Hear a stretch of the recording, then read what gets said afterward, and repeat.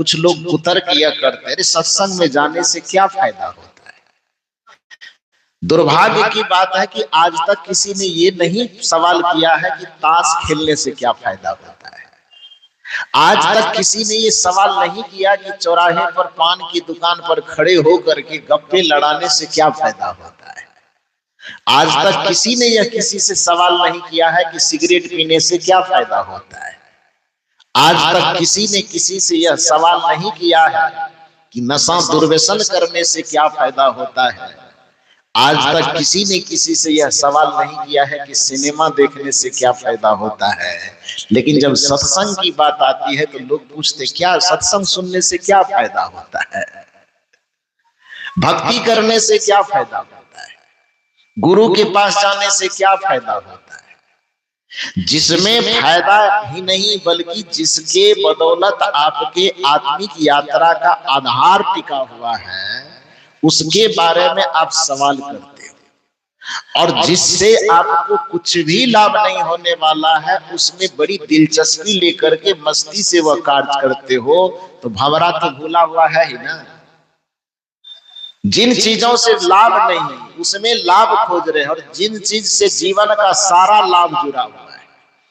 क्योंकि ये सदगुरु कबीर साहब तो कहते ही हैं कि यदि जीवन का सारा लाभ लेना चाहते हो तो केवल और केवल सत्संग से प्रेम करो। लोगों ने पूछा कैसे। कबीर साहब ने कहा कि सत्संग में जाओगे ना तो जाने अनजाने तुम्हें बहुत लाभ मिलेगा। लाभ लेने की काबिलियत होगी तब तो बहुत लाभ ले लोगे। कदाचित लाभ लेने की काबिलियत न भी होगी, लाभ लेने का सामर्थ्य न भी होगा तो भी अनायास लाभ मिल जाएगा। लोगों ने पूछा कैसे, तो कबीर साहब ने उदाहरण देते हुए कहा है कि कबीर संगति साधु की जो गंधी की वास, जो कछु गंधी दे नहीं तो भी वास सुवास। साहब कहते हैं कि कबीर संगति साधु की संगति ऐसी है जैसे कोई इत्र बेचने वाला व्यक्ति आपके गांव में आवे। इत्र से तो ज्यादा लेना देना आप लोगों को नहीं होता है, इधर वाले को ज्यादा लेना देना होता है ना। इत्र का मतलब समझ रहे हैं ना, जिसको सेंट कहते हैं अंग्रेजी में। तो कल्पना करो कि वो सेंट बेचने वाला आप लोगों के बीच में आ गया है, तो उसमें खरीदने वाले एक और बेचने वाले एक, ऐसा तो होगा नहीं। क्योंकि खास करके माता वर्गों की जो खरीदारी होती है वो खरीदारी बहुत जांच परख के बाद होती है। जब किसी दुकान पर चले जाए कपड़ा खरीदने के लिए, साड़ी खरीदने के लिए या और कोई भी कपड़ा खरीदने के लिए, तो एक बार में देख करके आप लोग लेती हैं, तब क्या करती हैं, पूरी दुकान की लंका लगा देती है। जैसे हनुमान जी अशोक वाटिका उजारे होंगे, वैसे जिस दुकान में आप प्रवेश कर जाती हैं तो दुकानदार समझता है कि हनुमान जी आ गया है। पूरे दुकान की कपड़ों की अशोक वाटिका बना दी जाएगी, तितर बितर। ये कलर पसंद नहीं है तो ये नहीं है, वो नहीं है। तो ये पसंद करने के मामले में आप लोग खोजबीन जांच परख बहुत ज्यादा करती है।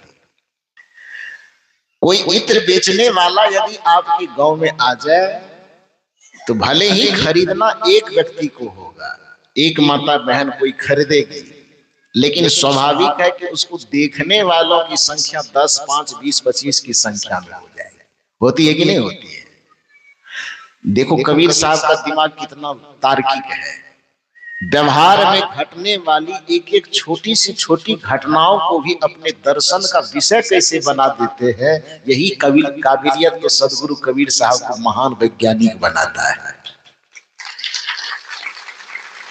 कि जिन घटनाओं को हम बहुत छोटा समझते हैं वो घटना भी कबीर साहब की दृष्टि में जाने पर दर्शन का एक रूप हो जाता है।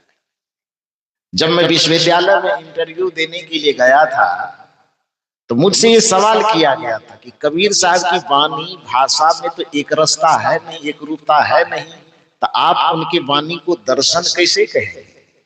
दर्शन के लिए चिंतन की क्रमबद्धता चाहिए, दर्शन के लिए भाषा की क्रमबद्धता चाहिए, भाषा के लिए विचार की क्रमबद्धता चाहिए, जो कबीर के साहित्य में दिखाई नहीं देती।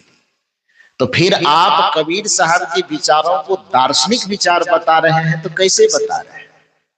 मैंने कहा कि सारी परिभाषाएं केवल व्याकरण से ही तय नहीं होती, कुछ परिभाषाएं ऐसे भी सार्वभौमिक रूप से तय होती। उन्होंने कहा कैसे? मैंने कहा दर्शन शब्द की परिभाषा ही है दृश्यते अनेन इति दर्शनम, कि किसी चीज को विशिष्ट तरीके से देखने की कला का नाम है दर्शन। और जीवन के किसी भी पक्ष को आप निहारेंगे तो कबीर साहब की दृष्टि, कबीर साहब का चिंतन उस पर एक नए तरीका से मिलेगा। अब सोचिए कि हम एक खजूर के वृक्ष को देखते हैं तो हमें क्या दिखाई देता है? कि रस चुबाने वाला, नशीला पदार्थ लाने वाला एक वृक्ष है, यही नहीं दिखाई देता है। हम और आप देखते हैं तो तार का वृक्ष, खजूर का वृक्ष, क्या दिखाई देता है?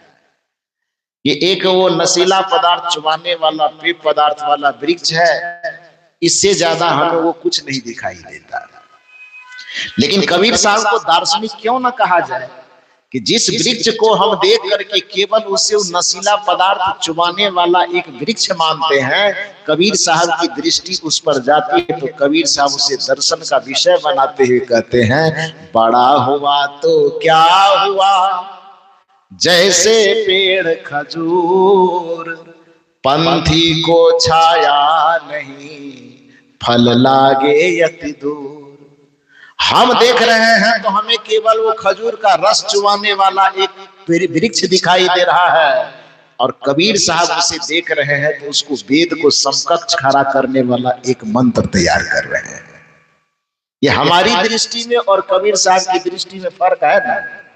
तो जो किसी सामान्य चीज को भी विशिष्ट तरीके से देखने की कला उत्पन्न करे, उसी को दर्शन कहा जाता है। दृश्यते अनेन इति दर्शनम, कि किसी दृश्य को देख करके उसको विशिष्ट तरीके से व्याख्यायित करने की कला जिसके विचार में हो, उस विचार को दर्शन कहा जाता है। तो कबीर साहब के भाषा में भले कोई क्रमबद्धता ना हो, कबीर साहब के चिंतन में भले ही कोई क्रमबद्धता ना हो, लेकिन किसी भी चीज को देखने की जो उनकी विशिष्ट दृष्टि है, विशिष्ट शैली है, वह दृष्टि, वह शैली ही कबीर साहब को दार्शनिक बनाता है और कबीर साहब को महान बनाता है। हम और आप जा रहे हैं रास्ते से, कोई कुम्हार घड़ा बना रहा है, क्या मतलब है? घड़ा बना रहा है, मिट्टी को रौंद रहा है, जो एक सामान्य सी घटना है। घड़ा बना रहा तो मिट्टी को तो रौंदेगा ही, लेकिन कबीर साहब देखते हैं एक नया दर्शन निकलता है। माटी कहे कुम्हार से तो क्या रौंदे मोय, एक दिन ऐसा आएगा मैं रौंदूंगी तो। एक अत्याचारी व्यक्ति को समझाने के लिए इससे बेहतरीन उदाहरण क्या हो सकता है? जो दूसरे का शोषण करता है, जो दूसरे का दमन करता है, जो दूसरे का उत्पीड़न करता है, उसको समझाने के लिए इससे व्यवहारिक उदाहरण और क्या हो सकता है कि भैया तू मिट्टी कमजोर है, लाचार है, तो तू उसको अपने पैर से रगड़ रगड़ करके रौंद रहा है। लेकिन याद रखो, वक्त को पलटने में देर नहीं लगती। जिस दिन वक्त पलटेगा, मिट्टी अपने ताकत पर आएगी, तो जो उसको आज पैर से रौंद रहा है, वह मिट्टी भी पलट करके उसको रौंद सकती है। ये कबीर साहब ने दर्शन दिया है। और कबीर साहब को ये दर्शन देने के लिए वेद शास्त्र उपनिषद का मुंह देखने की जरूरत नहीं है। कबीर साहब को अपना दार्शनिक चिंतन प्रस्तुत करने के लिए उधारी का सौदा करने की आवश्यकता नहीं है। वो अपने अंतरात्मा से वेद मंत्रों को पैदा करते हैं। छोटी छोटी घटना जो हमारे और आपकी दृष्टि में बहुत छोटी घटना है, उनको भी दार्शनिक धरातल देने का काम सदगुरु कबीर साहब करते हैं। अब इससे बड़ी बात क्या हो सकती है? हमारी माता बहनें जाता चक्की चला करके, हालांकि अब तो वो समय नहीं रहा जाता चक्की चलाने वाला, अब तो मसाला भी बना हुआ पैकेट में ही आता है।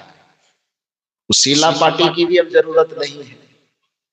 थोड़ा बहुत चटनी उटनी बनाने के लिए उसकी जरूरत थी, तो कंपनी वाले मिक्सी बना डाले हैं, उसी में देख एकदम स्विच दबाओ एकदम फटाक से बन के तैयार है। तो वो जाता, चक्की, सिला, पाटी, क्या बोलते हैं उसको, सिलवट, हाँ, तो उसकी अब तो कोई जरूरत नहीं है। लेकिन जिस समय कबीर साहब का जमाना रहा होगा उसका बहुत महत्व रहा होगा। काम करने के बाद जो जाता चक्की है, कबीर साहब के जमाने में रहे होंगे, तो काम होने के बाद क्या करता होगा, उसको लोग आंगन के किसी कोने में धर देता होगा, क्योंकि 24 घंटा तो उसका उपयोग है नहीं। या तो कुछ दिन के बाद होगा, या नहीं तो सुबह शाम हो सकता है कि होगा। तो सुबह शाम उपयोग करने के बाद जिस जाता, जिस चक्की को आदमी आंगन के एक कोने में धर देता है, उसकी कोई उपयोगिता अब नहीं बची। आंगन के एक कोने में उपेक्षित रूप से पड़ने वाले उस जाते पर, उस चक्की पर कबीर साहब की दृष्टि जाती है और वो कहते क्या है, चलती चक्की देख के दिया कबीरा रो, दो पाटन के बीच में साबुत बचा न को। जो चक्की उपेक्षित आपके आंगन के कोने में पड़ी हुई थी, उस चक्की को उठा करके दर्शन का एक आधार दिया, साहित्य तक पहुंचा दिया। ये क्षमता सिर्फ सदगुरु कबीर साहब के पास हो सकती है, क्योंकि बड़ा वह नहीं होता है जो बड़े की बड़ाई करे, बड़ा वह होता है जो छोटे को भी नीचे से उठा करके बड़ा बना दे। सदगुरु कबीर साहब संतों के सम्राट इसी वजह से है कि जिन पर किसी की दृष्टि नहीं जा रही है, कबीर साहब उन चीजों पर दृष्टि डाल करके मुख्य धारा में लाने की कोशिश कर रहे हैं। हिंदी साहित्य के प्रगति युग में हीरानंद वात्स्यायन और आप ही के राजनांदगांव के गजानन माधव मुक्तिबोध जी इसी क्षेत्र के थे ना। जब हम लोग विश्वविद्यालय में प्रोफेसर की तैयारी करते थे तो गजानन माधव मुक्तिबोध की कविता पढ़ते थे। मैं आपके इस क्षेत्र के दो विद्वान से बहुत ज्यादा प्रभावित भी हूं और उनके साहित्य से उपकृत भी अपने आप को मानता हूं। एक गजानन माधव मुक्तिबोध जी और दूसरे माधवराव सप्रे जी। माधवराव सप्रे भी शायद इसी इलाके के हैं, रायपुर तरफ के, रायपुर क्षेत्र के। तो यूजीसी के कोर्स में आता है, एमए के विद्यार्थी को जब हम लोग विश्वविद्यालय में वहां पर पढ़ाते हैं तो उस सब्जेक्ट के अंतर्गत इन दोनों की कहानियां और कविताएं आती है। माधवराव सप्रे की कहानी और गजानन माधव मुक्तिबोध की कविता। इन महापुरुषों ने एक हीरानंद सच्चिदानंद वात्स्यायन जो हुए, उन्होंने नया प्रयोग किया हिंदी साहित्य में और उन्होंने भी कबीर साहब की तरह दहाड़ते हुए कहा कि कवि लोग उपमा के लिए चांद की तरह मुंह, कमल की तरह नैन, हिरन की तरह चाल, इसका कितना उदाहरण देगा, कुछ नया उदाहरण लाओ। ये घास जो दिखते हैं इसको उदाहरण बनाओ, ये वृक्ष जो दिखते हैं, प्रकृति की घटनाओं को साहित्य में उदाहरण का दर्जा मिलना चाहिए। ये प्रगतिशील सोच वाले जो लेखक कवि हुए बाद में उन्होंने ये डंका बजाया। लेकिन कबीर साहब जो भक्ति काल में हो चुके थे, मध्य युग में हो चुके थे, ये प्रगतिशील सोच वाले लेखक आज यह कहते हैं कि हमारी ये नई प्रगतिशील सोच है कि हम प्रकृति को, वृक्षों को, वनस्पतियों को साहित्य का उदाहरण बनाना चाहते हैं। लेकिन सदगुरु कबीर साहब ने 600 वर्ष पहले उस प्रगति सोच का डंका बजा दिया था और उन्होंने कहा था कि साहित्य में केवल उदाहरण कमल नहीं बनना चाहिए, साहित्य का उदाहरण केवल मानसरोवर ही नहीं बनना चाहिए, साहित्य का उदाहरण केवल चांद ही नहीं बनना चाहिए, साहित्य का उदाहरण केवल सूर्य ही नहीं बनना चाहिए, बल्कि साहित्य का उदाहरण वह उपेक्षित चीज भी बनना चाहिए जो समाज में उपेक्षित पड़ा रहता है और उस पर किसी की दृष्टि नहीं जाती है। वह उपेक्षित चीज क्या है? खजूर का वृक्ष है। वह उपेक्षित क्या है? चलती चक्की है। वह उपेक्षित क्या है? वो माटी, कुम्हार की माटी है जो साहित्य का विषय नहीं बना, जो साहित्य की मुख्य धारा में कभी नहीं आया। कबीर उपेक्षित चीजों को मुख्य धारा में लाने वाले संत थे, चाहे वह समाज के पिछड़े दलित कुचले लोग हों कि चाहे साहित्य में पिछले कुचले लोग हों, उसको कबीर साहब मुख्य धारा में ला करके लोगों के सम्राट बन गए, सभी के संतों के वो सम्राट बन गए, सबके हृदय के वो सरताज बन गए। कहने का ये अभिप्राय है कि जब मैं वहां पर मौखिक परीक्षा देने के लिए गया, इंटरव्यू देने के लिए गया, तो यही कहा गया मुझसे, क्योंकि मेरे जो थीसिस का पीएचडी का सब्जेक्ट था मेरा संत कबीर के संतमत दर्शन में आदर्श राष्ट्रीयता के सूत्र, इस पर मुझे लिखना था। तो चूंकि कबीर साहब के संतमत दर्शन में, कबीर साहब के साहित्य को दर्शन में पिरो रहा था, तो प्रारूप को देखने के बाद सबसे पहला प्रश्न किया कि कबीर साहब के चिंतन को आप दर्शन कैसे कर सकते हैं? दर्शन तो नहीं हो सकता। मैंने कहा कारण बताइए सर, क्यों नहीं हो सकता?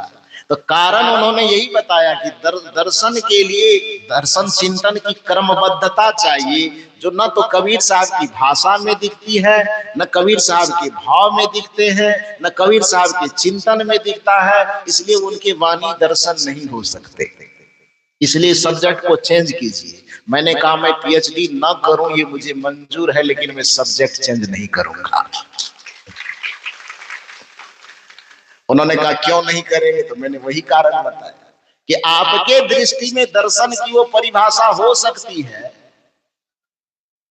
कि विचार में क्रमबद्धता हो, भाषा में क्रमबद्धता हो, लेकिन मेरी दृष्टि में दर्शन की परिभाषा है जिसको किसी भी तथ्य को, किसी भी विषय को, किसी भी घटना को विशिष्ट रूप से देखने की दृष्टि प्राप्त हो, विशिष्ट रूप से देखने की कला प्राप्त हो, उसी को दर्शन कहा जाता है और उसी को दार्शनिक कहा जाता है। और कबीर साहब ने जीवन के हरेक विधाओं को, प्रकृति के हरेक घटनाओं को विशिष्ट तरीके से देखा है, इसलिए मेरी दृष्टि में सदगुरु कबीर साहब दार्शनिक है। फिर तब वो सहमत हो गए और उस पर उन्होंने सिग्नेचर किया कि नहीं आप ठीक कह रहे हैं, आप इस पे कीजिए। तो फिर उसी पे मैंने अपनी बातें आगे बढ़ाई, उसको लिखा। तो मूल रूप से मैंने ये कहा कि कबीर साहब छोटी घटना का बताइए कि सेंट खरीदने वाली घटना को कबीर साहब यहाँ दर्शन की क्या उच्चता प्राप्त करते हैं, आध्यात्मिक चेतना से जोड़ते हुए अब एक सेंट की खरीद बिक्री को, इत्र की खरीद बिक्री को क्या दार्शनिक उच्चता प्रदान कर रहे हैं कि कबीर संगति साधु की। उदाहरण क्या है? जो गंधी की वास, सेंट बेचने वाले के पास बैठने से जो लाभ होता है, उदाहरण कितना सुंदर है, बिल्कुल व्यवहारिक। जो सेंट पे लेने देने से दार्शनिक चिंतन को कुछ लेना देना नहीं है, लेकिन सदगुरु कबीर साहब की काबिलियत है कि छोटी सी खरीद बिक्री को भी वो दर्शन का हिस्सा बना दे। कबीर संगति साधु की, जो गंधी की वास, जो कछु गंधी दे नहीं तो भी वास सुवास। साहब कहते हैं कि सोचो कि एक गंध बेचने वाला, सुगंध बेचने वाला, इत्र बेचने वाला कोई व्यापारी आया है, उसमें से हमारी कोई एक माता खरीदना चाहती है, लेकिन माता खरीदना एक चाहती है, लेकिन दो चार अड़ोस पड़ोस के लोगों को मालूम हुआ कि सेंट बेचने वाला आया है, तो भले ही उसको खरीदना ना हो, लेकिन 10 लोग देखने के लिए जमा हो गए। तो 10-20 लोग जमा हो गए। अब कबीर साहब इसमें प्रश्न करते हैं कि वहां बेचने वाले एक हैं, खरीदने वाले एक हैं, लेकिन उसके अगल बगल जो 10-20 हैं, भले ही लेन देन उसको नहीं करना है, लेने की योग्यता, लेने का सामर्थ्य उसके पास नहीं है, उसके बावजूद भी जब एक दूसरे से लेन देन की क्रिया घटित होगी तो एक बोतल से दूसरे बोतल में सेंट डालने के क्रम में जो उसकी सुगंधी निकलेगी तो केवल खरीदने वाले के नाक तक पहुंचेगी कि देखने वाले के नाक तक भी पहुंचेगी?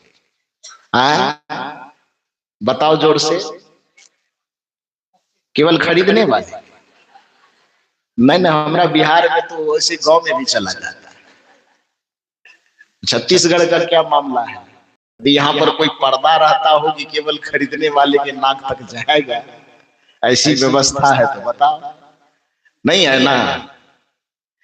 खरीदने वाले एक, बेचने वाले एक, सामने में 10 यदि खरीदने बेचने से मतलब न भी हो उसको, फिर भी जब एक दूसरे के बीच लेन देन होगा, एक बोतल से दूसरे बोतल में सेंट डाले जाएंगे तो देखने वाले के नाक तक भी सुगंधी अनायास ही पहुंच जाएगी।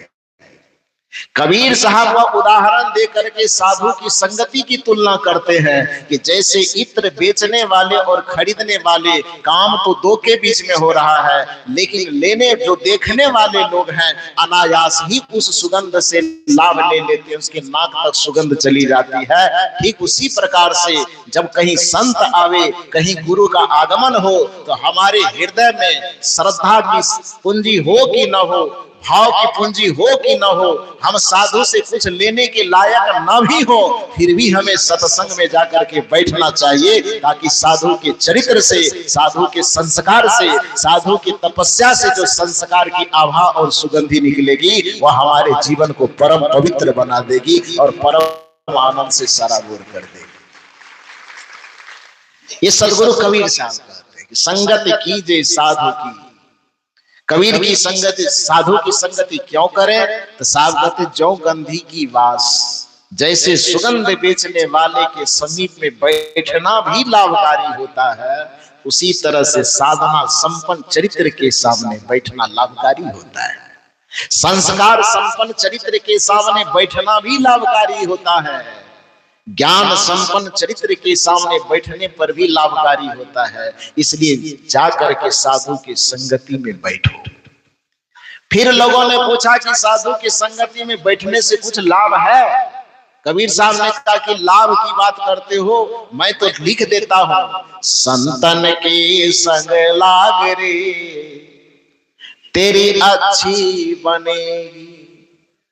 तुम संत की संगति में केवल लग जा, मैं गारंटी देता हूं कि तेरी अच्छी बनेगी। लोगों ने पूछा केवल अच्छी बनेगी कि और कुछ बनेगी? कबीर साहब ने कहा और भी बनेगी। कहा क्या बनेगी? अच्छी बनेगी तेरी बिगड़ी बनेगी। अच्छी तो बनेगी, कदाचित पहले से कुछ बिगड़ चुकी है तो वह बिगड़ी भी बनेगी। अच्छी बनेगी तेरी बिगड़ी बनेगी, संतन के संग लाग रे तेरी अच्छी बनेगी। लोगों ने कहा साहब अच्छी बनेगी, ये बात तो समझ में आ रही है, लेकिन यदि कुछ बिगड़ गई तो बिगड़ी कैसे बन जाएगी, ये मेरे समझ में नहीं आ रहा है। कबीर साहब ने कहा रुको मैं समझाता हूं। मुझे धर्म जगत का वैज्ञानिक कहा जाता है, और वैज्ञानिक का मतलब ही होता है जो चीज लोग व्यवहार से न समझ सके तो उसे प्रयोग करके समझाना चाहिए। क्योंकि दो चीज होता है, थ्योरी और प्रैक्टिकल, सिद्धांत और प्रयोग। तो वो प्रयोग करके मैं समझा देता हूं। कहा कैसे समझाएं? कबीर साहब ने कहा एक बात बताओ, कभी किसी पदाधिकारी के पास गए हो? भक्त ने कहा गया तो हूं। तो क्या किसी पदाधिकारी से कभी सिग्नेचर और मोहर मरवाने की जरूरत पड़ी है? आप लोगों को पड़ी है कि नहीं पड़ी? कभी पड़ी है?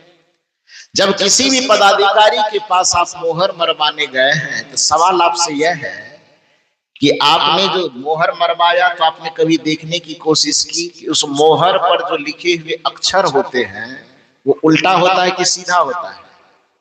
जी आप लोग बड़े धीरे धीरे बोलते हैं। भूख लगने के कारण ऐसा बोल रहे हैं कि आवाज का वॉल्यूम ही वैसा है। इधर वाले बोलो, उल्टा होता है। इसका सुन के बोल रहे हो कि अपने मन से बोल रहे हो? अपने मन से बोल रहे हो। हाँ, तो जब भी किसी पदाधिकारी के पास आप मोहर मरवाने जाते हैं, उस मोहर पर जो लिखे हुए अक्षर होते हैं वो सीधा नहीं होता है, उल्टा होता है।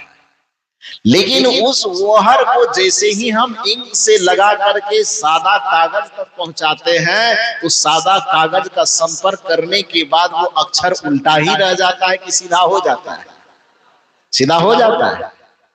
अच्छा हम समझे केवल बिहार में ही होता है, नहीं यहाँ भी होता है। अच्छा होता है।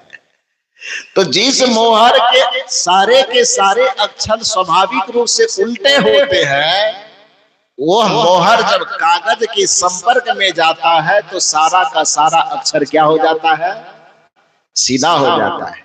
सदगुरु कबीर साहब कहते हैं कि जैसे उल्टा मोहर का सारा उल्टा अक्षर उस सफेद कागज के संपर्क में जाने पर सीधा हो जाता है, उसी तरह से किसी कर्म के कारण आपके नसीब, आपके तकदीर, आपका भाग्य चाहे कितना ही उल्टा क्यों ना हो गया हो, लेकिन उज्जवल चरित्र रूपी संत के शरण में जब आपका जाता है तो फिर आपका जीवन का नसीब भी सुधर जाता है, आपका भाग्य सीधा हो जाता है, आपके बिगड़े हुए कर्म सीधे हो जाते हैं, आपके उल्टे नसीब कहो, भाग कहो, तकदीर कहो, प्रारब्ध कहो, यदि वो उल्टा भी है तो क्या हो जाता है?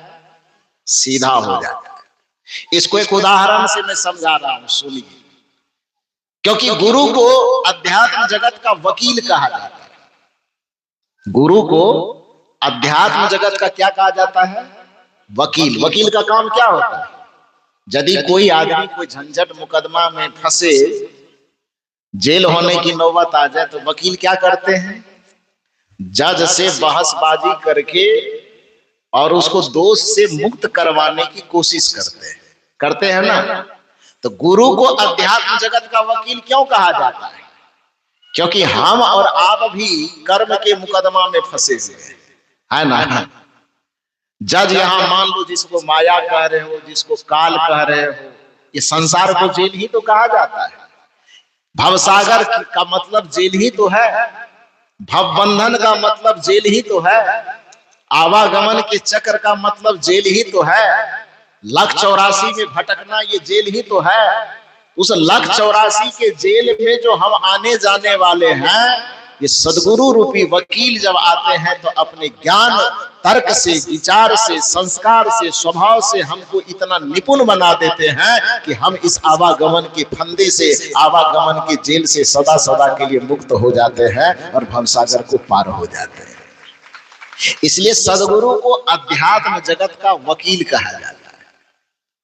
जब इनके शरण में जाते हैं तो ये आपको भवबंधन से कैसे छुड़ाते हैं, इसको मैं एक उदाहरण से समझाना चाहता हूं।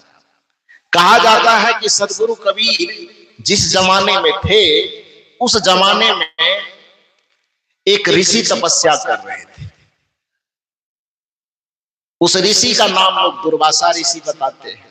अब वो पुराने जमाने वाला दुर्वासा होंगे कि दूसरा होंगे ये मुझे पता नहीं, लेकिन नाम दुर्वासा बताते। तो वो तपस्या कर रहे थे, बड़े बड़े जटा, बड़े बड़े बाल थे, क्योंकि तपस्या के भी कई रूप होते हैं। उसमें हठ योग जो महामूर्खों वाला काम होता है, हमारे साहब कल बता रहे थे, प्रयागराज में नहाना ही था तो पालकी पे बैठ के जाने की क्या जरूरत है? नहाने के लिए झगड़ा कर रहा है, क्यों झगड़ा कर रहे हो? कल साहब जी बोल रहे थे। तो उसी तरह से वो हठ योगी आ गया। संजोग से जिस नदी के किनारे लोग भ्रमण करने के लिए जाते थे, घूमने फिरने, उसी जगह पर वो महात्मा हठ योग के माध्यम से बैठ गए। अब बड़ा बड़ा जटा, बड़ी बड़ी दाढ़ी तो थी ही, बालों पर बैठ गए, एकदम आंख बंद करके तपस्या कर रहे हैं। तो वहां तो घूमने फिरने का जगह है, वहां वो तपस्या करने बैठ गए। एक बूढ़ी माता अपने साथ में एक छोटी सी बच्ची को ले गई। उस बच्ची के माता पिता नहीं है, वो दादी के सहारे बच्ची अकेले है। अब परिवार में जितने पुरुष स्त्री कोई बचे नहीं, केवल एक दादी और एक पोती बेचारी, नहीं, माँ और बेटी ही बची हुई है। पति मर गए, दूसरा कोई बच्चा है नहीं। अब उस माँ के अंदर यह भावना है कि इसी बच्चे के सहारे हमको जीना है, इसी का भविष्य संवारना है, इसी में अपना जीवन देखना है, इसी में अपना भविष्य निहारना है। वो छोटी सी बच्ची के मन को बहलाने के लिए वो नदी किनारे भ्रमण करने जाती है। माँ किसी दूसरे काम से कहीं दूर चली जाती है, बच्चा वहां खेलती है। वो बच्ची खेलते खेलते खेलते खेलते, बच्चा ही है वो, कोई बुद्ध महापुरुष तो है नहीं कि जहां बैठा दिया बच्चा वहां बैठे रहेगा। चंचलता बच्चे का स्वभाव है। तो वो बच्ची खेलते खेलते देखा कि ये कोई बैठे हुए हैं, तो उसको लगा कि आदमी है कि पत्थर की मिट्टी की मूर्ति है, ये अंतर समझ में नहीं आया। तो चुपचाप महात्मा बैठे हैं। बच्ची गई, अब उसके दाढ़ी को पकड़ के हिला रही है। तो महात्मा ध्यान में बैठे, अब कोई दाढ़ी पकड़ के हिलावे तो गुस्सा तो उठेगा, लेकिन चूंकि ध्यान में बैठे हैं तब करे तो करे क्या, लेकिन मन ही मन क्रोधित हो रहे कि कौन है जो हमको परेशान कर रहा है। अब दाढ़ी पकड़ के हिला रहे, फिर भी महात्मा कुछ नहीं बोले, तो भीतर भीतर में क्रोध हो रहा है, बाहर में फिर कर कैसे करे। तो बच्ची को लगा कि सचमुच में ये मिट्टी की ही मूर्ति है, क्योंकि आदमी होते तो कुछ बोलते जरूर, ये बोल नहीं रहे, चुपचाप बैठे हैं, तो ये सचमुच में मिट्टी की ही मूर्ति हो सकती है। तो बच्ची अब दाढ़ी छोड़ करके बाल पकड़ के हिला रही है, कभी दाढ़ी पकड़ती है कभी बाल पकड़ती, उससे भी नहीं हुआ। फिर बच्ची के मन में क्या आया, नीचे से ऐसे बालू उठाती है और वो जो माथे पर जटा है उस जटा पे बालू गिराती है, पूरा बालू शरीर पर गिरते चला जाता है। मैंने खेल रही है। उस बच्ची को लग रहा है कि हम मिट्टी के मूर्ति से खेल रहे हैं, लेकिन वास्तव में ये था कि वो तो मिट्टी की मूर्ति थी नहीं, वो एक आदमी थी। तो उनको, महात्मा जी को लग रहा है कि कोई मुझे परेशान कर रहे हैं, अब बच्ची के मन में आ रहा है कि मैं तो खेल रही हूं। वो महात्मा के मन में बड़ा भयंकर क्रोध आ रहा है और वो कह रहे हैं कि मेरी दृष्टि खुलेगी तो जला करके भस्म कर देंगे। तो इतना क्रोध, इतना आवेश मन में आ रहा, आते आते आते आते कहानी यह कहती है कि आंख जब खुली तो वो माने भयंकर श्राप देने वाले थे, लेकिन सामने में जो उस बच्ची को मुस्कुराते हुए देखा तो है तो आखिर महात्मा ही, हृदय में थोड़ी दया भी है। तो वो जो भयंकर श्राप देने वाला था, उस क्रोध पर उन्होंने ब्रेक लगाया, क्योंकि सामने में बच्ची मुस्कुरा रही है। कोई बड़ा आदमी होता तो कुछ ज्यादा दंड दिया जाता, लेकिन बच्ची है तो अब करें तो क्या करें। लेकिन क्रोध का जो आवेश है, श्री कृष्ण गीता में क्या कहा कि क्रोधात् भवति सम्मोह, सम्मोहात् स्मृति विभ्रमः, स्मृति भ्रंशात् बुद्धि नाशो, बुद्धि नाशात् प्रणश्यति। क्रोध की चिंगारी जब हमारे अंतःकरण में पनपती है तो सबसे पहले हमारी बुद्धि को चबा करके खा जाती है, और जब बुद्धि ही हमारी विनष्ट हो गई, विचार और चिंतन ही हमारा विनष्ट हो गया, तो फिर हमारे सर्वनाश को वाला रोक कौन सकता है।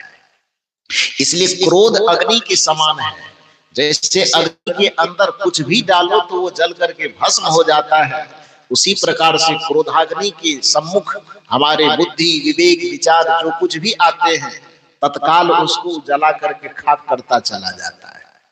तो महात्मा जी बच्ची को देख करके अपने आप को संभालने की तो कोशिश कर रहे हैं, लेकिन भीतर में जो क्रोध की अग्नि उबल रही है, तो ब्रेक मारते मारते भी मुंह से श्राप निकल गया। श्राप क्या निकला कि जा बच्ची, मैं अपने परमात्मा रूपी पति से मिलना चाहता था, लेकिन तूने मुझे परमात्मा रूपी पति से मिलने में बाधा डाली, मैं भी तुझे श्राप देता हूं कि जीवन में तुझे कभी पति नसीब नहीं होगा। ये श्राप दे दिया। अब वो छोटी सी बच्ची है, वो पति क्या होता है, विवाह क्या होता है, बच्ची को तो मालूम है नहीं, तो वो तो महात्मा जी श्राप दे रहे हैं, बच्ची खिलखिला के नाच रही है, हंस रही है, क्योंकि उसे पता नहीं है ये क्या कह रहा है, विवाह का क्या मतलब है, शादी का क्या मतलब है, पति का क्या मतलब है, उतनी छोटी बच्ची क्या जाने। फिर कुछ देर के बाद जब उसकी माँ आई, तो माँ के आने के बाद अपनी माँ को सारी कहानी सुना रही कि अभी मैं वहां से खेल रहा था, समझ तो ये रहा था कि वो मूर्ति है, लेकिन वो तो आदमी था। कुछ देर के बाद वो आंख खोल करके हमें डांट रहे थे, और डांटने के बाद ये कहे कि हम परमात्मा रूपी पति से मिलने जा रहे थे, तुमने उसमें बाधा डाली है, जा मैं तुझे श्राप देता हूं कि जीवन में तुम्हें भी कभी पति नहीं मिलेगा। तो ये बच्ची के लिए तो सामान्य सी बात थी, लेकिन माँ के लिए ये सामान्य बात रहेगी। कोमल चित्त वाली वो माँ बच्चे के ऊपर ये किसी ऋषि महात्मा के श्राप को समझ करके वो बड़ी व्याकुल हुई, और जा करके महात्मा जी के चरण को पकड़ लेगी, महाराज ये आपने क्या कर दिया, ये छोटी सी बच्ची को ये श्राप देना चाहिए आपको, इसके बदले में आप हमको मार लीजिए और कोई दंड दे दीजिए, लेकिन बच्ची से ये जो आपने वचन बोला है ये लौटा लीजिए। महात्मा ने कहा भैया वो अपने वचन को अपने से कैसे लौटा सकता हूं, ऐसा करो कि दया तो बाद में मुझे भी इस बच्ची पर आई, लेकिन आवेश में मेरे मुंह से निकल गया, मैं निकालना नहीं चाह रहा था फिर भी निकल गया। और लोकोक्ति कहावत है कि मिथ्या न होए देव ऋषि वाणी, देवता और ऋषि की वाणी कभी झूठी नहीं होती, इसलिए इसको जो मैं श्राप दिया तो लौटा भी कैसे सकता हूं। तो कहे ठीक है, तब अब क्या करें महाराज, कोई उपाय बताइए। उन्होंने कहा एक उपाय है, क्योंकि नियम यह कहता है कि हाई कोर्ट से भी कोई कानून पास हुआ है तो हाई कोर्ट ही दोबारा उसको रद्द नहीं कर सकता है। उसको रद्द करवाने के लिए कहां जाना है? सुप्रीम कोर्ट जाना है ना। जिसके माध्यम से जो कानून पास हुआ है उसी के माध्यम से वो कानून रद्द नहीं होगा, उससे ऊपर वाले जो है वो भले उस कानून को रद्द कर सकते हैं। तो ऐसा है कि हम तो महात्मा है, नहीं रद्द कर सकते, तो कुछ युक्ति बताता हो। ब्रह्मा विष्णु महेश तीनों की प्रार्थना करो और तुम्हारे तपस्या से प्रभावित होकर के वो जो तीनों आवे तो उन्हीं के पास पावर होगा कि तुमको श्राप से मुक्त कर सके। तो अब माँ है, वो तो किसी भी तरह से चाहेगी कि हमारे बच्चे संकट से दूर हो जाए, नाम ही उसका माँ है। माँ का मतलब ही होता है जिसका हृदय ममता से भरा हुआ। पिता को हम पिता इसलिए कहते हैं कि जिसकी छाया में रहने मात्र से हमारे जीवन से शोक संताप दुख पीड़ा सदा सदा के लिए दूर रहे, ऐसी छत्र छाया वाले व्यक्तित्व को पिता कहा जाता है। जिसके करुणा में, जिसके ममता में, जिसके गोद में सोने मात्र से हमें स्वर्ग की अनुभूति हो, ऐसे करुणाशील गोद को, ऐसे ममतामयी गोद को ही माँ कहा जाता है। तो माँ है, अपने बच्चे को दुख से मुक्त करने की तो भरसक प्रयास करेगी वो। तो उनको जैसा कहा गया उसके अनुसार लगभग 1 वर्ष तक तपस्या करते रही। बेटी को भी साथ में तपस्या करवाई। तो कहा यह जाता है, कहानी यह कहती है कि उसके सामने में ब्रह्मा विष्णु और शिव तीनों प्रकट होते हैं और तीनों मिल करके एक साथ कहते हैं कि मैं आपकी तपस्या से बहुत खुश हूं, वरदान मांगो। क्या वरदान मांगते हो? तो इन माँ बेटी तो कुछ कह नहीं पाई, बेटी चुप रही। माँ कहती है कि हम और कुछ नहीं चाहते हैं, हमारी बेटी को श्राप से मुक्त कर दीजिए। तो महात्मा जी ने कहा है कि इसको कोई पति नहीं मिलेगा। अब बताइए, मेरे पति नहीं है, दूसरा कोई बच्चा नहीं है, एक ही बच्चा है, इसी में अपना सारा जीवन का भविष्य देख करके इसके लिए जी रही थी और इसी के जीवन में अवरोध डालने वाला सबसे बड़ा श्राप मिल गया कि इसको पति नहीं मिलेगा, तो फिर हमारा जीवन कैसे चलेगा? जीवन बड़ा बोझिल हो जाएगा। तो फिर कहे कि अब क्या किया जाए?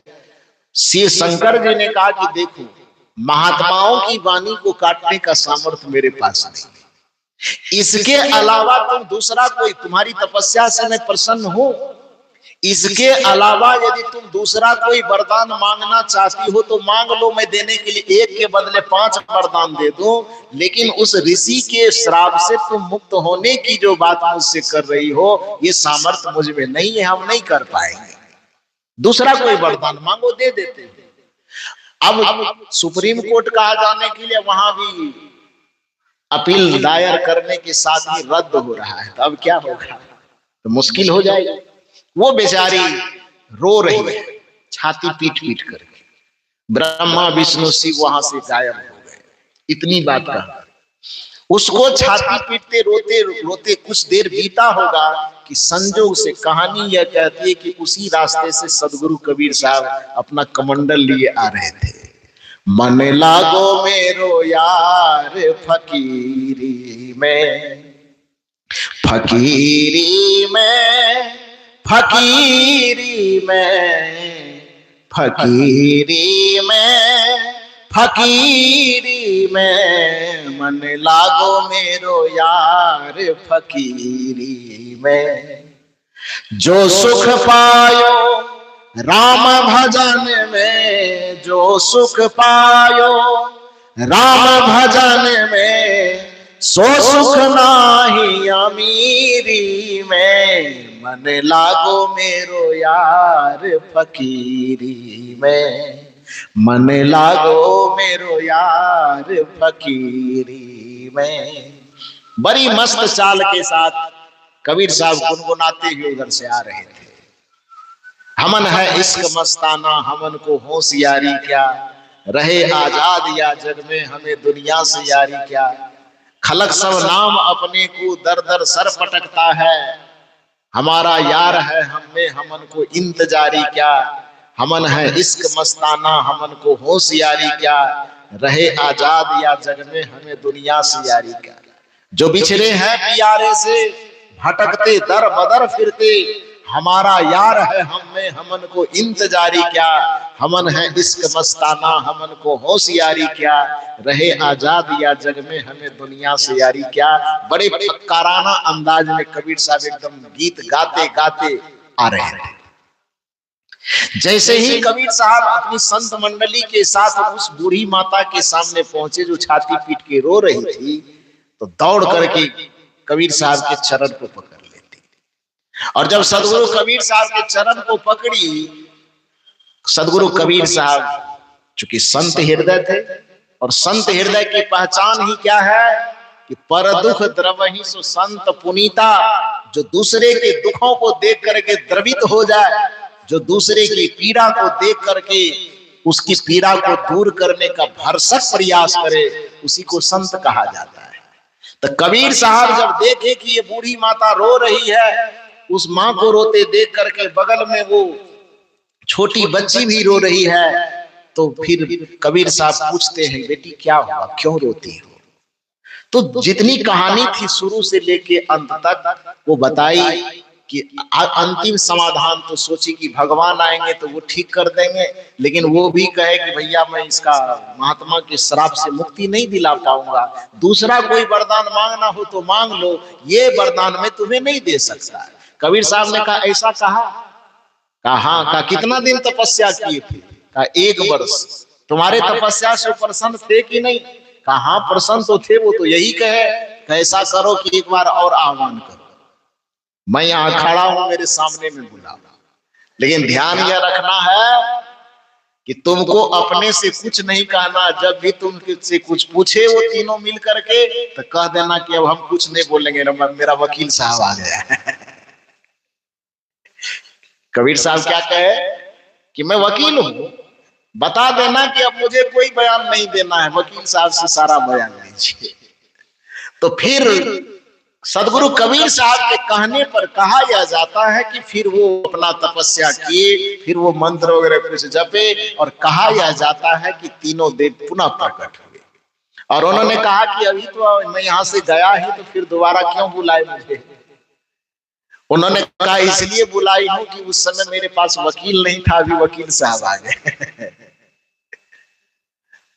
उन्होंने कहा ब्रह्मा विष्णु शिव ने कहा कि कबीर साहब ऐसा है कि मैं पहले क्लियर कर दूं कि इनके तपस्या से मैं प्रसन्न जरूर हूं, लेकिन एक चीज के लिए मैं बाध्य हूं, जो ये मांगना चाहती है कि मेरे बच्ची को जो ये श्राप मिला है कि इसको कोई पति नहीं मिलेगा, बस इस चीज को छोड़ करके दूसरा कुछ मांगिएगा तो मैं देने के लिए तैयार हूं। आप भी कहेंगे तो आपके कहने से इस श्राप से इसको मैं मुक्त नहीं कर पाऊंगा। कबीर साहब ने कहा अच्छा ऐसा मामला है, यदि मामला ऐसा है तो जाइए, मैं पहले आपको आश्वस्त कर दूं कि जिस चीज के लिए आप बाध्य है कि ऐसा नहीं कर सकते हैं, मैं आपको आश्वस्त करता हूं कि इस बच्ची से संबंधित कोई भी चर्चा मैं आपसे नहीं करूंगा। तीनों देव बड़े खुश हुए, वाह बड़ा जोरदार वकील है, केस लड़ रहा उनकी तरफ से, लेकिन मेरे फेवर में बात कर रहे हैं। लेकिन पता नहीं है कि कबीर साहब कितने बड़े कारीगर है ना। संत के फंदे से भगवंत भी नहीं बच पाएगा, संत का ज्ञान इतना सर्वोत्तम ज्ञान होता है। तो कबीर साहब ने कहा कि जिस वरदान को देने से आपको परेशानी होगी, आपको लग रहा है कि मैं मुसीबत में फंस सकता हूं, तो सबसे पहले मैं आपको आश्वस्त करूं कि वरदान देने में इस बच्ची से संबंधित कोई भी बात मैं नहीं करूंगा, इसको साइड कीजिए। तब तीनों खुश हुए कि हाँ तब ठीक है, अब बहस कीजिए। कबीर साहब ने कहा कि आप यह बताइए कि दुनिया में शास्त्र क्या कहता है, कर्म प्रधान विश्व करी राखा, जो जस करहि सो तस फल चाखा। नियम यही नहीं कहता है। तो इस नियम के अनुसार गलती किसने की? उस बच्ची ने। शराब किसको मिला? उस बच्ची को। तो बच्ची गलती की, उस गलती के दंड स्वरूप श्राप उस बच्ची को मिल गई। लेकिन आप यहां जो उपस्थित हुए हैं वो किसके कर्म के कारण? बच्ची के मां के कारण ना, क्योंकि तपस्या किसने की है? बच्ची की मां ने। तपस्या का फल किसको देना है? बच्ची की मां को। तो बच्ची की मां तो कोई गलती नहीं की है, बच्ची की मां को कोई श्राप नहीं मिला। देखिए वकालत क्या होती है, बहसबाजी क्या होती है। जब कर्म का ही दंड है और नियम यह कहता है कि जिसने कर्म किया है फल उसको भुगतना है, तो बच्ची ने गलती की, बच्ची को दंड मिला, बच्ची सजा भुगतने के लिए तैयार है। लेकिन आप जो यहाँ पर आए हैं बच्ची के लिए नहीं आए, क्योंकि बच्ची तपस्या नहीं कर रही थी। तपस्या कौन कर रही थी? मां कर रही थी। वरदान कौन मांग रही है? मां मांग रही है। तो बीच में बच्ची को लाने की जरूरत क्या है? आप बच्ची को वरदान दीजिए न दीजिए, श्राप से मुक्त कीजिए न कीजिए, उससे कोई मतलब नहीं। मां तपस्या की है, उस तपस्या का वरदान पाने का अधिकार एक मां को है कि नहीं है? शंकर जी ने कहा हाँ ये तो बात सही कह रहे कबीर साहब, कि यदि ये बात सही है तो मैं बच्चे की कोई बात नहीं करता। मैं मूल रूप से ये कहना चाहता हूं कि बच्चे की मां ने 1 वर्ष तक तपस्या किया, उसके वरदान पाने का इसका हक है कि इसको आप वरदान दीजिए। बच्ची के बारे में कुछ सोचिए न सोचिए, बच्ची को कुछ दीजिए न दीजिए, लेकिन इसकी मां को एक सुंदर सा दामाद दे दीजिए। यही वरदान मैं आपसे मांग रहा हूं। क्या दे दीजिए? और शंकर जी कहे तथास्तु। तीनों मिलके एकदम मोहर मार दिए। मोहर मार दिए तो कबीर साहब ने कहा जाइए झंझट खत्म हो गए, अब आप जाइए। तो मां कही कि झंझट कैसे खत्म हो गया? अरे अभी भी दिमाग नहीं काम कर रहा है। अरे बेटी को पति मिले कि न मिले, मां को यदि सुंदर दामाद मिल जाए तो बेटी कुंवारी रह जाएगी, रहेगी क्या? संतों की संगति की आवश्यकता इसलिए है, संतों की संगति के अलावा डायरेक्ट भगवंत की भी संगति यदि कदाचित किसी को हो जाए तो भगवंत की संगति भी आदमी को विपदा से, संकट से मुक्त नहीं कर सकता। डायरेक्ट सामने में भगवान भी आ जाए ना, तो पर भी बिना संत के दया से, संत के आशीर्वाद से, संत के कृपा से भगवंत का कृपा भी आपको दुखों से मुक्त नहीं कर पाएगा। और यदि यह बात लगता है कि मैं कबीर साहब का अनुयायी होने के नाते ये बात कह रहा हूं, तो ये भ्रम में मत रहिए। मैं कबीर पंथी होने के नाते ये बात नहीं कह रहा।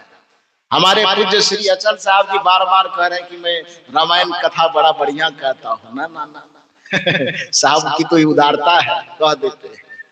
लेकिन जब हमको रामायण कथा कहने वाला बना ही दिए साहब जी, तो एक रामायण कथा में कह ही देता हूं। सुन लीजिए, फिर समय ज्यादा हो जाएगी, इसको मैं जल्दी समेट देता हूं। वह प्रचलित कथा कि भगवंत का नाम भी आपके जीवन से चिंता मुक्त नहीं कर सकता, इसको समझने के लिए रामचरितमानस की एक प्रसिद्ध कथा समझिए। रामचरितमानस में विभीषण जी का नाम सुने कि नहीं सुने? विभीषण जी लंका में रहते थे। विभीषण जी भगवान का नाम जपते थे कि नहीं लंका में? सबको दिखा करके कि छुप करके? थोड़ा जोर से बोलिए। हम अपने से नहीं कहेंगे, वो आप ही से कहवाएंगे, क्योंकि आप ही लोग माने गुरु को भूल के, संत को भूल के खाली भगवान भगवान करते रहते हो। तो इसलिए मैं कह रहा हूं कि विभीषण जी राम नाम जपते थे कि नहीं जपते थे? लोगों को दिखा करके कि छुप करके? कोई काम छुप करके क्यों किया जाता है? जब सामने में किसी का डर हो तब ना। इसका सीधा सा अर्थ क्या निकला कि विभीषण जी के पास भगवान का नाम, भगवान के मंत्र का जप भी था, फिर भी उसके जीवन से डर और चिंता थी कि चली गई थी। अरे चली जाती तो छुप करके क्यों जपना पड़ता, उसको डरना क्यों पड़ता।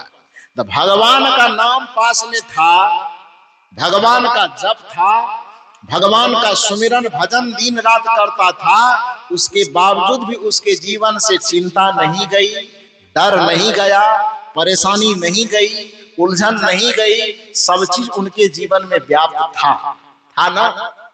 सवाल यह होता है कि फिर उसके जीवन से चिंता गई कब। भगवान के रहने के बावजूद भी, भगवान का नाम साथ में होने के बावजूद भी, भगवान का कीर्तन भजन साथ में होने के बावजूद भी जब उनके जीवन से चिंता नहीं जा सकी तो फिर चिंता बाहर गई कैसे। वह कथा रामचरितमानस की कहती है कि जब हनुमान जी लंका जाते हैं और लंका जाने के बाद वो सीता जी की खोज में चारों तरफ भटकते हैं, देखते हैं कि कहाँ सीता है। तो रावण के महलों में झांक झांक करके देखते हैं कि इस कमरे में सीता जी है कि नहीं, उस कमरे में सीता जी है कि नहीं। उसी क्रम में जाते जाते ब्रह्म मुहूर्त की बेला में विभीषण जी के घर के सामने जैसे पहुंचे तो उधर से घर के अंदर से आवाज आ रही थी, धीमी धीमी आवाज, राम राम राम। क्योंकि भगवान का नाम ले रहे थे लेकिन छुप के ले रहे थे, इसलिए धीमी धीमी आवाज आ रही। हनुमान जी जब उसको सुनते हैं तो हनुमान जी ऊपर से आवाज लगाते हैं, जय श्री राम। तो ऊपर वाले नीचे वाले को संदेश से सोच रहे यहाँ कौन राम का नाम लेने वाला आ गया।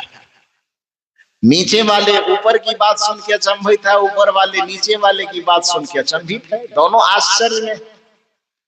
फिर किसी तरह से दोनों एक दूसरे के आमने सामने आते हैं।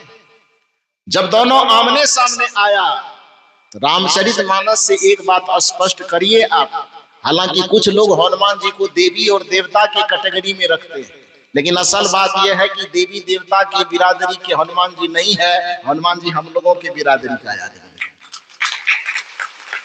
अखंड बाल ब्रह्मचारी सन्यासी, जय हनुमान ज्ञान गुण सागर, जय कपीस तिहु लोक उजागर, राम दूत अतुलित बल धामा, अंजनी पुत्र पवन सुत नामा। हनुमान जी का दर्शन सदगुरु कबीर साहब के दर्शन से बहुत तालमेल खाता है। पीएचडी वाली पुस्तक लिखने के बाद 2 पुस्तक मेरे जो दिमाग में नक्शा उसका बना हुआ है, जिसके कुछ अंश को मैं लिख भी चुका हूं। उसमें एक कृष्ण और कबीर और दूसरा हनुमान और कबीर, इस पर मैंने पुस्तक लिखना शुरू किया है।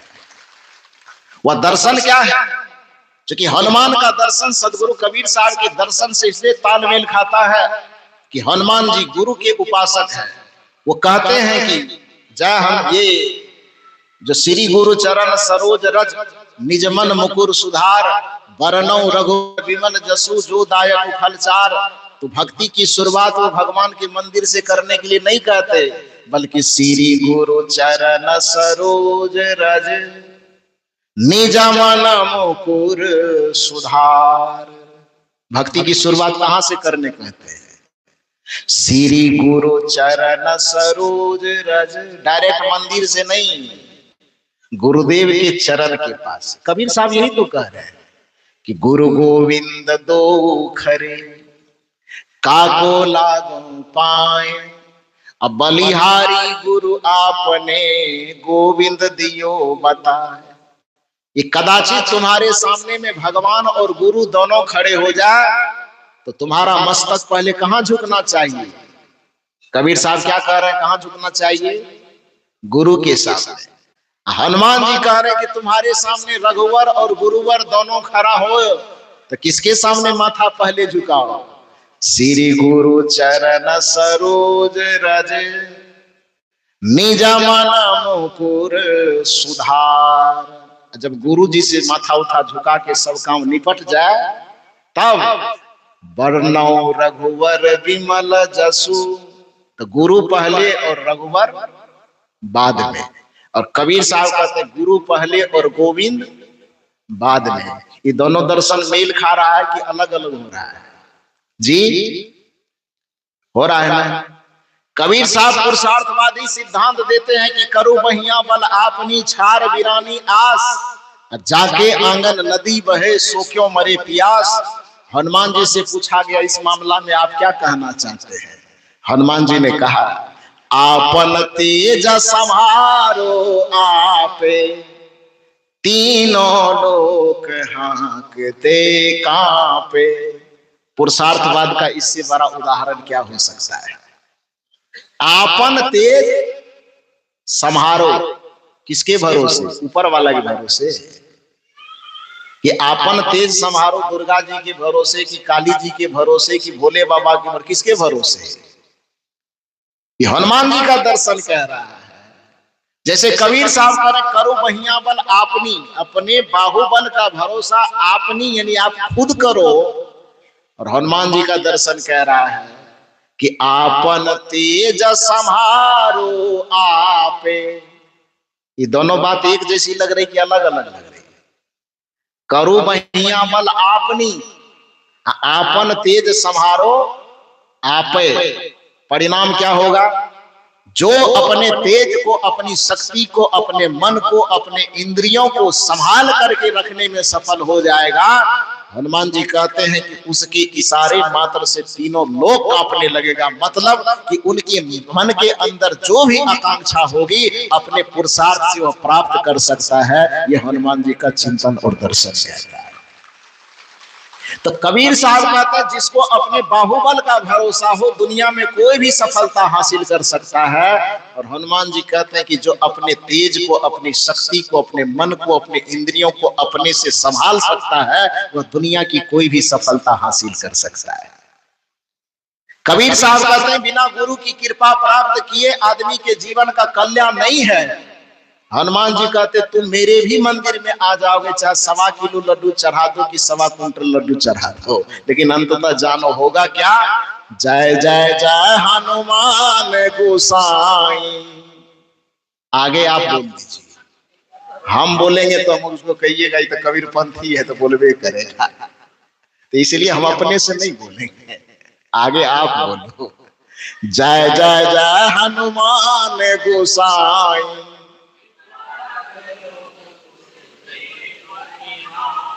ठीक गा रहे हैं कि गलत गा रहे हैं?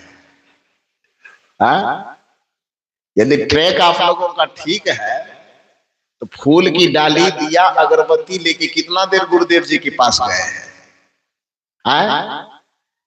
मिठाई वाला जो 1 केजी का पैकेट है मोतीचूर के लड्डू, वो हनुमान जी के मंदिर में कितना बार लेके गए हैं और अचल साहब के पास कितना बार पहुंचे हैं? ईमानदारी से। तो दुकान मंदिर चाहिए, दुकान चाहिए पंडित जी वाला, कृपा चाहिए किसका वाला? ये कैसे काम चलेगा? ये हनुमान जी कह रहे कि जब तक गुरु की कृपा आपके जीवन से नहीं जुड़ेगा तो किसी भी भगवान की कितनी जय जयकार करते रह जाओ, काम बनने वाला। इसीलिए जय जय जय हनुमान गोसाई, कृपा करो गुरुदेव की। भगवान वाला कृपा से काम नहीं चलेगा। जिस कृपा पर गुरुदेव का ब्रांड चिपका होगा, मोहर लगा होगा, नहीं ये कृपा गुरुदेव वाला है, उस कृपा से काम चलेगा। तो मैंने निवेदन किया कि हनुमान जी वो देवता की कैटेगरी में नहीं है, वो तो पंडित जी जबरदस्ती उसको देवता की श्रेणी में ले गया। हनुमान जी संत की श्रेणी में। ये मैं नहीं कह रहा, रामचरितमानस की इस पंक्ति से सिद्ध हो जाएगा कि जब तक भगवान का नाम, भगवान का सुमिरन, भगवान का जप विभीषण जी के पास अकेले था, तब तक भगवान की भक्ति तो उनके पास थी, लेकिन उस भक्ति से उसकी चिंता नहीं गई थी। उस भक्ति से उसका दुख, उनका शोक का हरण नहीं हो सका था। इसलिए भक्ति करते भी थे तो छुप छुप के करना पड़ता था। जब पहली बार हनुमान जी का दर्शन हुआ तो यहां पर पता चलेगा कि हनुमान देवता है कि हनुमान कौन है, ये पता चलेगा। क्या चलेगा? विभीषण जी के सामने जब खड़े होते हैं हनुमान जी, आपस में दोनों का परिचय होता है। तो परिचय होने के बाद जो वहां पर बातें की जाती है उसका वर्णन गोस्वामी जी ने रामचरितमानस में किया है। अब भरोसा मोहि भया हनुमंता, अब बिनु हरि कृपा मिलहि नहीं। हम नहीं बोलेंगे ना, ये तो पहले हम कहे कि अपने से हम बोल देता आप इल्जाम लगाइएगा कि लोग कबीर पंथी है इसीलिए लबर लबर करता है। खाली संत संत महात्मा महात्मा गुरु गुरु करता है, तो इसीलिए हम हनुमानी जी से कहवा देते हैं कि वो आपके बिरादरी मंदिर वाले बिरादरी के है और कि सत्संग वाले बिरादरी के है। अब भरोसा मोहि भाया हनुमंता, अब बिनु हरि कृपा मिलहि नहीं। थोड़ा जोर से बोलिए ना, जब तक जोर से नहीं बोलिएगा यही चौपाई दिन भर दोहराते रहेंगे। हाँ, तब कहिएगा नहीं कि बंद क्यों नहीं कर रहे हैं, इसलिए बढ़िया से दोहरा दीजिए। अब भरोसा मोहि भया हनुमंता, अब बिनु हरि कृपा मिलहि नहीं।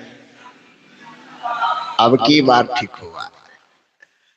अब भरोसा मोहि भया हनुमंता, अब बिनु हरि कृपा मिलहि नहीं संता। संता मन देवी देवता कि संता मन अचल सा, संता मन ये हम लोग। गोस्वामी जी कहते हैं हनुमान जी के माध्यम से विभीषण जी के मुख से पहला बात तो हनुमान जी का परिचय संत के रूप में हो रहा है, और दूसरी बात विभीषण की भक्ति से यह स्पष्ट हो रही है कि इतना दिन से तो मैं भगवान की भक्ति कर रहा था, किंतु मेरे दिल दिमाग से चिंता दुख और परेशानी खत्म नहीं हुई थी। आज पहली बार एक संत का दर्शन हुआ तो अब मेरे मन को भरोसा हो गया कि अब मेरे जीवन के दुखों का अंत होने वाला है। इसलिए कबीर साहब कहते हैं कि और कुछ तुम्हें दिखाई दे न दिखाई दे, संतन के संग लाग रे तेरी अच्छी बनेगी, अच्छी बनेगी तेरी बिगड़ी बनेगी, अच्छी बनेगी तेरी बिगड़ी बनेगी, संतन के संग लाग रे तेरी अच्छी बनेगी। कबीर साहब से प्रश्न हुआ कि किसी का बना है आज तक? कबीर साहब के उदाहरण हजारों दे सकता हूं, लेकिन हजारों उदाहरण देने की जरूरत नहीं, कुछ कुछ नाम गिन लो। ध्रुव की बनी, प्रहलाद की बन गई। जिसके जिसके जीवन में संकट आया तो कहां पर उसका संकट दूर हुआ। सीता जी के जीवन में जो राम जी की धर्मपत्नी थी, जो भगवान की धर्मपत्नी थी, उसके भी जीवन में संकट आया। जब उसे जंगल में छोड़ दिया गया तो कोई भगवान बचाने आया था कि वाल्मीकि के रूप में संत बचाने आया था? कौन बचाया था? भगवान ने कि संत ने? संत ने। सदगुरु कबीर साहब कहते हैं संत ही दुखों का अंत कर सकता है। जिसके जीवन के दुखों का अंत भगवंत न कर सके, उसके जीवन के दुखों का अंत एक संत करता है, उसके जीवन का निराकरण संत करते हैं। इसलिए कबीर साहब कहते हैं कि उदाहरण में एक नहीं, दो नहीं, हजार नहीं, हजारों दे सकता हूं, लेकिन कुछ उदाहरण के नाम गिन लो। ध्रुव की बनी, प्रहलाद की बन गई, ध्रुव की बनी, प्रहलाद की बन गई, गुरु सुमिरन वैराग रे तेरी अच्छी बनेगी, संतन के संग लाग रे तेरी अच्छी बनेगी। कहत कबीर सुनो भाई साधु, कहत कबीर सुनो भाई साधु, राम भजन में लाग रे तेरी अच्छी बनेगी, संतन के संग लाग रे तेरी अच्छी बनेगी। आप सब लोग यहाँ संत की संगति करने आए हैं। कबीर साहब ने आपकी इस आगमन पर मोहर मारते हुए कहा है, संतन के संग पूर्ण कमाई। बड़े सौभाग्यशाली है आप लोग कि ये पूर्ण कमाई करने आए हैं। जहां मैंने कहा कि चूंकि हमारे जीवन के दो तत्व हैं, जड़ तत्व और चेतन तत्व। जड़ से संबंधित हमारा व्यवहार है और चेतन से संबंधित हमारा परमार्थ है। हम केवल यदि व्यवहार की संपदा अर्जित करने में रहते हैं तो वो हमारी आधी कमाई है, और जब हम परमार्थ की भी कमाई करते हैं तब हमारी कमाई क्या होती है? पूर्ण होती है। कबीर साहब कहते हैं कि संतों की संगति लग जाओगे तो कमाई आधी नहीं रहेगी, तब वास्तव में पूर्ण कमाई होगी। संतन के संग पूर्ण कमाई, संतन के संग पूर्ण कमाई, हो ये तेरो बर भाग्य रे तेरी अच्छी बनेगी। संतन के संग लाग रे तेरी अच्छी बनेगी। हम सब लोग सौभाग्यशाली हैं कि छत्तीसगढ़ के इस पावन धरा पर राजनांदगांव के इस पवित्र नगरी में इरई कला जैसी रहे हैं, इसलिए इनके साथ की सटीक नहीं बैठती है। तो बाग में बहु फूलन की बास, ऐसे जीव विलंब विषय में अंतहु चले निराश। वह उस व्यक्ति के लिए है जो केवल व्यवहार की चिंता करते हैं, परमार्थ की चिंता नहीं करते हैं। यह साखी उसके लिए है जो व्यक्ति केवल विषयों में दिन रात डूबे रहते हैं, आत्म परमात्मा गुरु सत्ता की चिंतन नहीं करते, गुरु का सानिध्य नहीं प्राप्त करते। उसके लिए वो भंवरा विलंबा हुआ है विषयों के फूल में, लेकिन जो सत्संग ध्यान और भजन का आनंद ले रहे हैं, वो सत्संग का अमृत पी रहे हैं, उसका जीवन व्यवहार और परमार्थ दोनों की पूर्ण कमाई कर रहा है। इसलिए आपका जीवन परम सौभाग्यशाली है। आप सबों को बहुत बहुत साधुवाद, बहुत बहुत धन्यवाद देते हुए, समय कुछ ज्यादा हो गया, फिर भी हमारे श्री साहब ने कहा था कि कल आधा घंटा छूट गया था, छोड़ना नहीं है। हाँ, तो उसका मेकअप आज हो गया। तो आप सब लोगों को बहुत बहुत साधुवाद देते हुए, आयोजक मंडली के समस्त कार्यकर्ताओं को बहुत बहुत धन्यवाद साधुवाद देते हुए, मैं चाहता हूं कि एक बार सभी कार्यकर्ताओं के लिए जोरदार ताली बजा करके अभिनंदन। सबको बहुत बहुत साधुवाद, बहुत बहुत धन्यवाद देते हुए, दर्शक दीर्घा में विराजमान इतने अपार संख्या में, इतनी विशाल संख्या में जो आपकी उपस्थिति हुई है, एक बार श्रोता समाज के लिए भी जोरदार ताली बजा करके अभिनंदन।